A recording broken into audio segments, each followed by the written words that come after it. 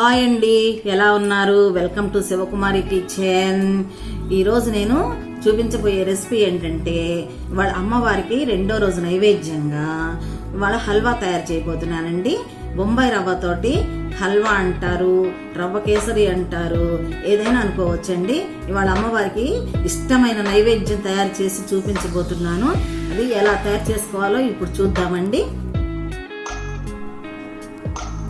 చూడండి, రవ్వ కేసరి ఎలా తయారు చేసుకోవాలో ఇప్పుడు చూద్దామండి. ఇప్పుడు స్టవ్ వెలిగించుకుందాము.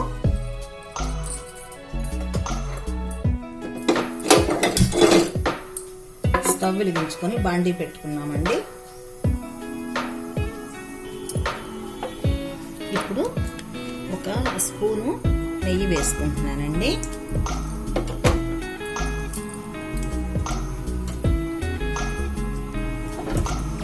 నెయ్యి కొంచెం కరిగిన తర్వాత నేను ఈ కప్పు రవ్వ తీసుకుంటున్నాను. ఈ రవ్వ వేస్తున్నానండి.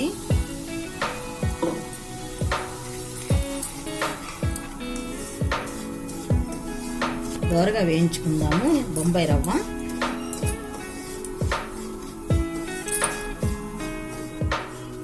చూడండి, బొంబాయి రవ్వ వేగిందండి, దోరగా వేగింది. ఈ సైడ్లను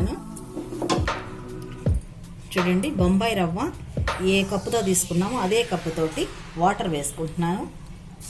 2 కప్పులు వాటర్ వేసుకోవాలండి ఒక కప్పుకి.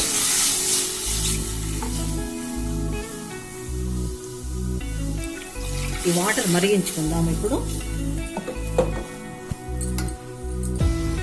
చూడండి, మనం వేసుకున్న వాటర్ మరుగుతుందండి. ఇప్పుడు ఒక 1/2 కప్పు నెయ్యి వేస్తున్నాను.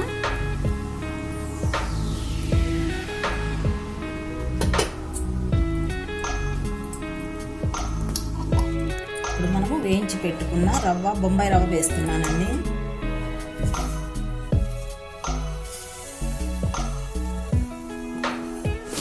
చూడండి, ఒక కప్పుకి 1 కప్పు పంచదార వేస్తున్నానండి.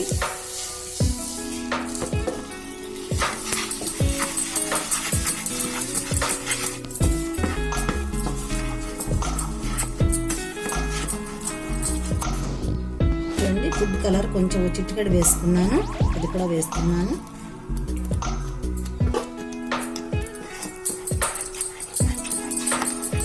మన ఇష్టం అండి, ఫుడ్ కలర్ వేసుకోవచ్చు. వేస్తే చక్కగా ఎల్లో కలర్ బాగుంటుంది.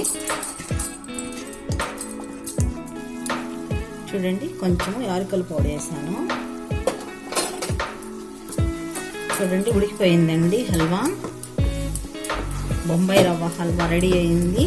చూడండి, ఇట్లా అంచులు మనకి అంటుకోకుండా వచ్చేస్తుంది. మనకి అప్పుడు ఉడికినట్లు ఆఫ్ చేసుకోవాలి. అప్పుడు స్టవ్ ఆఫ్ చేస్తున్నా అండి. చూడండి, అమ్మవారికి ఇష్టమైన నైవేద్యము బొంబాయి రవ్వ హల్వా రెడీ అయిందండి. చూడండి ఎంత బాగుందో. చూడండి, మీకు కూడా నచ్చుతుందని అనుకుంటాను. నచ్చినట్లయితే లైక్ చేయండి, షేర్ చేయండి, సబ్స్క్రైబ్ చేయండి. మంచి రెసిపీతో మళ్ళీ కలుద్దామండి. Thank you.